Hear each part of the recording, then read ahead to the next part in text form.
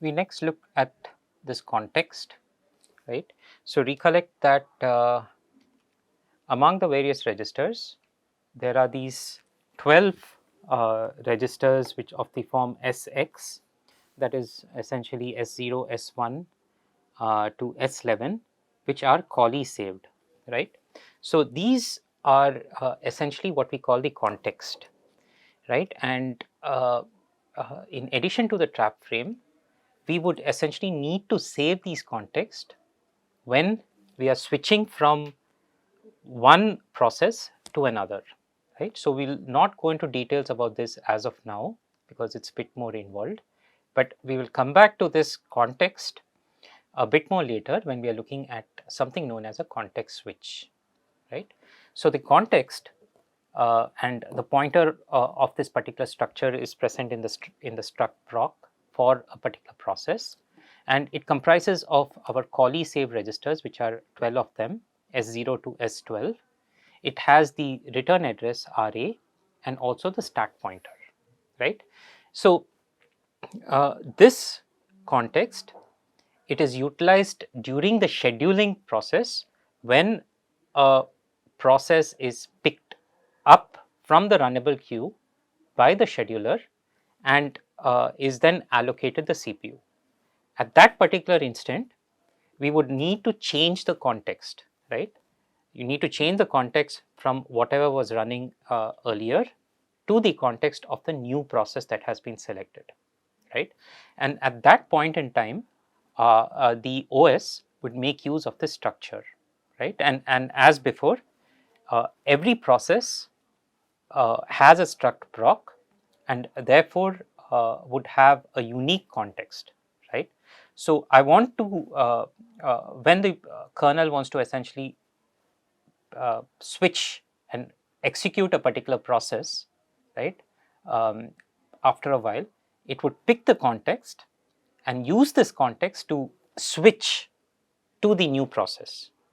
Okay, so yeah, so finally we have this structure called P table. Now P table comprises of an array of procs, which is the number of elements of the proc is 64, which is n defined as this macro n proc, and also present is this lock, right? Something known as a spin lock. Now spin lock is essentially used for synchronization. Now we will not go into why it is used in this particular structure at this particular time, but it become clear when we during the course in a couple of videos when we get into synchronization, we'll understand why such locks are essentially utilized, right? Now whenever we are looking at the code, we've essentially seen such locks and unlocks and things like that being present. So as of now, we can just ignore it, and later it would essentially become clear as to why these locking features are essentially incorporated. Okay,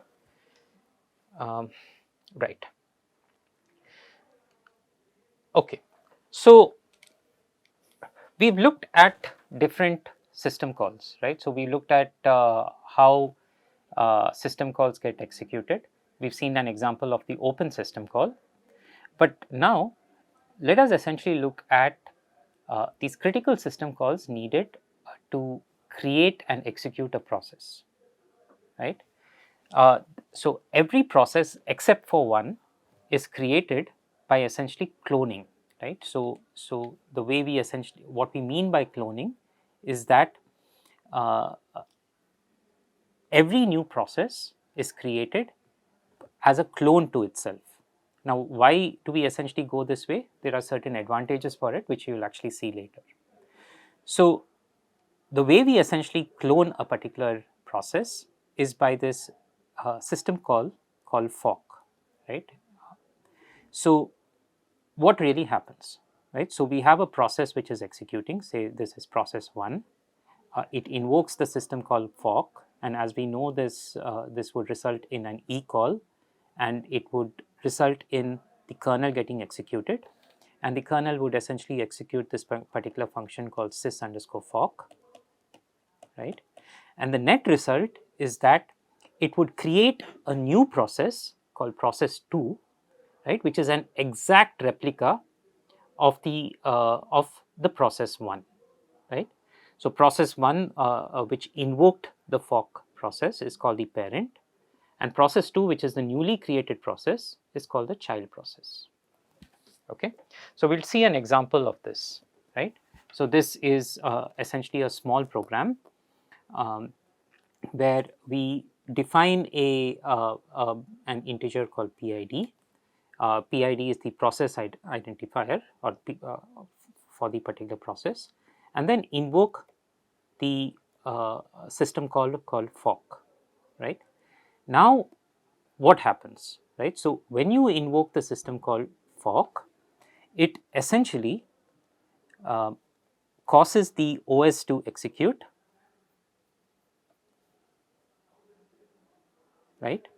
And the OS would essentially create an other process, a new process, which is an exact replica of the of the parent process, and then return back to the user, right? So when the kernel returns back, we now essentially have two processes executing: the parent process and the child process. Okay, so when we say that the child process is an exact replica of the parent, it means that it's not just the code and the data and the heap and stack of the parent, which is essentially replicated in the child, but also every register in the trap frame of the parent is essentially replicated in the child, except for one register, right? And we'll see what that register is in a short while. But the fact is that uh, between the parent and child, at the point when the fork is returning from the kernel back to the user space, the parent and child have exactly identical um, uh, are exactly identical in all ways, except for except for one thing, right? So the code is the code is similar, the data is similar, the state of the process, the registers, contents, and so on in the parent and the child is exactly identical. Now, since the registers are identical, so therefore the critical registers like the stack pointer and the program counter is also going to be identical uh, between the parent and the child. So what this means is that the parent as well as the child have their program counter pointing to the same location when fork returns. Okay. The only difference between the parent and child is in the register A0, right. So remember that A0 is used during the return, right. So you have a function or a system call, and when the system call returns, the return value is essentially placed in the A0 register, right. Just to recollect our previous example, when we did the open system call, the A0 register had the file descriptor, right. In a very similar way, the A0 register essentially has the return from the fork system call. And what differs between the parent and child is in this return value, right. So in our program over here, this PID essentially is present in the A0 register, right, the return of the fork. And between the parent and the child, this PID value essentially differs. So in the child process, we have this PID value to be set to 0, right. However, in the parent process, we have the PID value which is returned from the fork to be set to the child's PID value.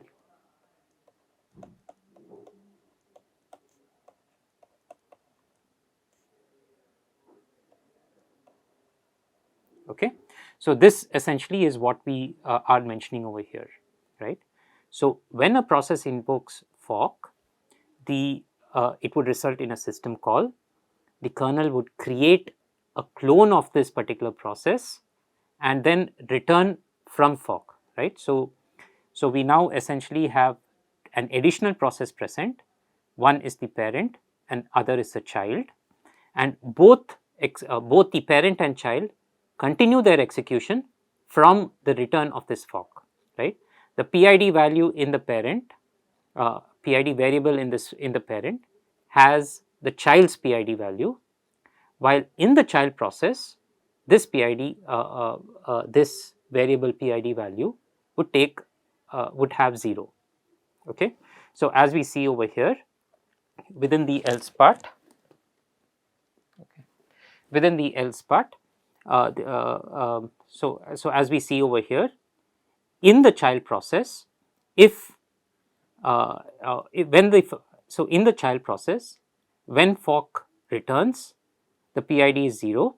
So therefore, it would enter into the else part and execute the printf, right, in child process. On the other hand, if the parent executes and the parent returns, the PID value would be essentially the child's process identifier, right, or the child's PID, which is a value greater than 0. Therefore, the parent process would execute these instructions, the if instructions. So just to distinguish between the two, again, the if part is executed exclusively by the parent process,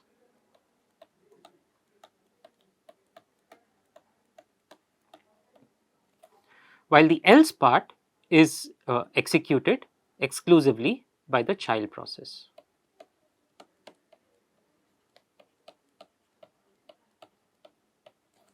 Okay, right.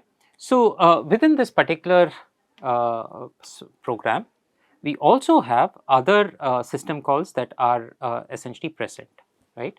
So we have the wait system call and the exit system call, right? So the wait system call essentially would wait, would essentially cause the parent process to wait until the child process completes its execution. So what does this mean, right? So the wait system call causes the parent process to go into the sleeping state.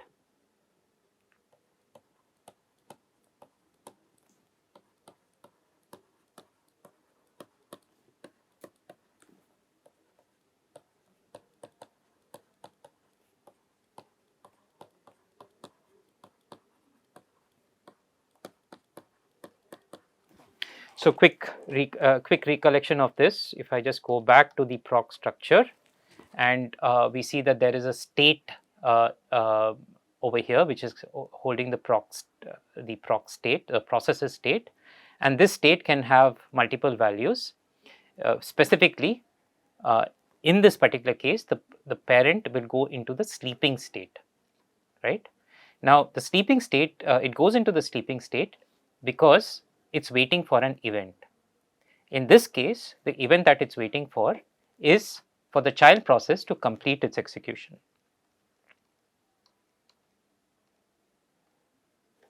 Right?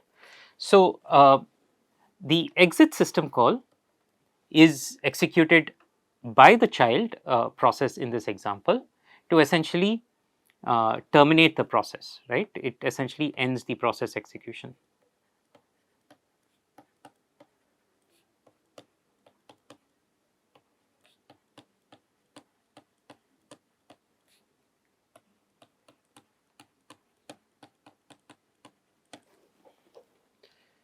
Okay, so the wait, the parent process would remain in the sleeping state until the child process completes its execution and exits, and then the parent will go from the sleeping state to the runnable state, right? So when child exits,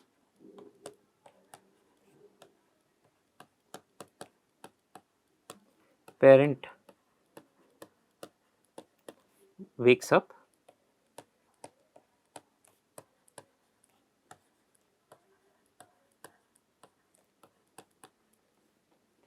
goes to runnable state.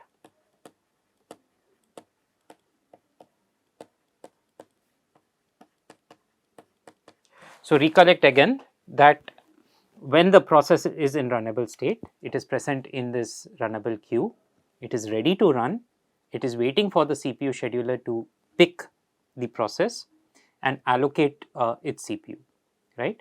So, when in the runnable state, the eventually the process can the parent process can continue to execute and essentially print the child percentage %d as has exited. Okay. So, this particular program would essentially work on a Linux system. Okay. So, what does it mean to essentially say that the parent process is an exact, or rather, so what does it mean to say that the child process is an exact replica of the parent process, right? So, the way this essentially happens is during the fork system call is not by physically copying every page of the parent or every memory location of the parent into the child process, but to simply duplicate the page directory and page tables of the parent, right. So, in other words, uh, cloning a particular process with fork essentially means that you are duplicating this parent's page directory and page tables into a new page directory and page table, which is then going to be assigned to the child, right. Now, because the page tables of the parent is copied into that of the child, therefore, every page frame of the parent is essentially shared with that of the child, right. So, for instance, as you can see over here, for any virtual address, it would essentially get mapped to a particular page frame, and you provide the same virtual address to the child's page table, it would essentially map to the same physical page frame, right. Right. So, given this, all the code, all the data, the stack and heap and so on of the parent process is essentially uh, cloned into the child with the help of the shared with the help of a copied uh, page directory and page tables, right. So, let us take an example. Okay. So, we'll go back to the same example that we have seen earlier, but now what we are going to do is incorporate an additional variable called I initialized to 0, and then fork create a child process, and in the parent process we print the value of I, and in the child process we increment the value of I from 0 to 1. Okay. Now, what do you expect in this program, right? So, first of all, what we see is that when fork essentially executes, it is essentially creating the kernel would essentially create a cloned copy where all the code, all the data and so on are essentially identical in both the parent and the child. And the way this is done is by essentially copying the page directory and page tables of the parent into the child. Okay. But now, what do we essentially see over here? Now, if we copy the page tables and uh, from the parent into the child, this I value is also shared between the parent and child. So, when we increment I to I plus 1, right, we would expect that this value of I changes in both the parent and the child because of the shared page frame, right. But this is not the case. When we run this particular program, we essentially see that the value of I in the parent is 0 and the value of I in the child process is 1, right. But this essentially defies what we have seen over here. Say for instance, if I is here, right, and I is a variable which happens to be present in say this page frame, then changing the value of I in this page frame should also change the value of I in the parent process as well, because the parent process too is sharing the same page frame. But this is not what we see in the results, right. So, we essentially see that in the parent the I continues to remain 0, but in the child the value of I has gone to 1. So, how does this essentially happen, right. So, where it happened, yeah. So, essentially this happens with the help of something known as copy on write, okay. So, in addition to just copying all the yeah, okay, yeah. So, how does this happen, right. So, essentially this works with something known as copy on write, okay. So, during the process when the parent page tables are copied to create the child page tables, the OS also sets all the page frame entries to be read only, right, both in the parent process as well as the child process, okay. So, now when either of the process tries to modify the a particular data in any of the page frames, for example by incrementing the value of I in our example, so then it would result in a fault, right. The kernel would essentially recognize this particular fault and identify that one page which is marked as copy on write is now being modified, right. And when it is modified, it essentially means that this for exactly for this particular page, the parent and the child are going to differ, right. So, when the child process in our example changes the value of I, the kernel identifies it because of the copy on write violation and creates a new page frame exclusively for the child process. So, in our example over here, we have all the page frames shared between the parent and the child except for one page frame where I is present, right. So, in this particular page frame, the parent has its own page frame where I is present and the child has its own page frame, okay. So, now changing the value of the child from 0 to 1 would not affect the value of I in 0, because only for this page frame they point to different regions, right, or the mapping is essentially different, right. So, you can essentially consider this, yeah. So, you can essentially consider this as a huge advantage. The reason for this is that many times there is a large portion of the executables that are either not used or essentially shared among various processes, right. So, recollect the standard library or the glibc which we have studied in the earlier classes. So, the glibc would be essentially shared among all the processes, and with the help of copy on write, we could essentially ensure that these common codes are there is only one existence of these common codes in the memory, right. So, here for instance is an example of how the shared libraries work. So, we have uh, printf, right, which is essentially present in a shared library, the glibc, right. And because of the copy on write, we have only one copy of printf present in the memory. Okay. Every process would use the page tables and convert a particular virtual address to a page frame that holds this particular library with the printf, right?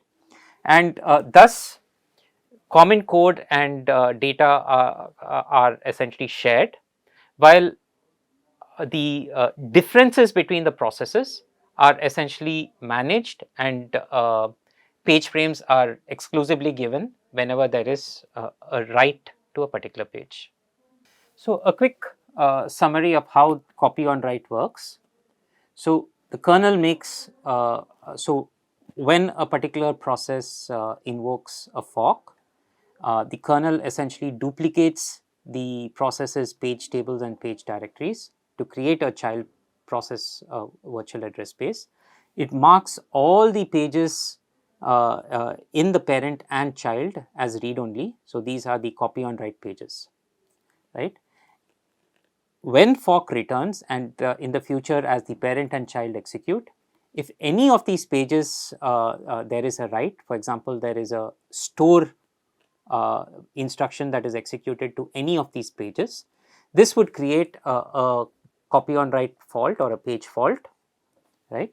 And the kernel detects this and then knows that this particular page cannot be shared any longer between the parent and the child, and therefore would duplicate this particular page. Okay, so the advantage we get here is considerable. So first of all, creating a child process becomes very simple. Instead of copying every byte of memory from the parent to the child, all you need to do is just copy the page directory and page tables from parent to child.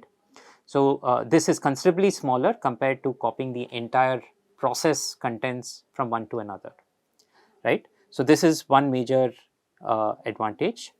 The second one is, as we have seen, a lot of code, especially from shared libraries and so on, are essentially shared between the parent and the child, right? So, uh, so, um, so with this, especially for the code, there would be a single copy that is essentially present in the process in the physical memory, rather than having duplicates of that particular shared code or of that particular common code. The single code would essentially save a lot of memory and can be reused by multiple processes, which essentially make use of these common utilities or common features. Okay, another important system call is the exec system call, right? With the help of the exec system call, we can essentially execute different programs, right? So, the exec system call essentially loads into memory a particular program and then executes it, right? So, the way we essentially utilize this exec system call typically is as follows. We invoke the fork from a particular process to create a child process, right? In the child process, which is essentially this part over here, we invoke the exec system call, provided the executable that we want to execute. So, here for instance is ls, or if we have our own executable, then it is, for example, a.out, and we provide the other parameters like the command line arguments and so on, right?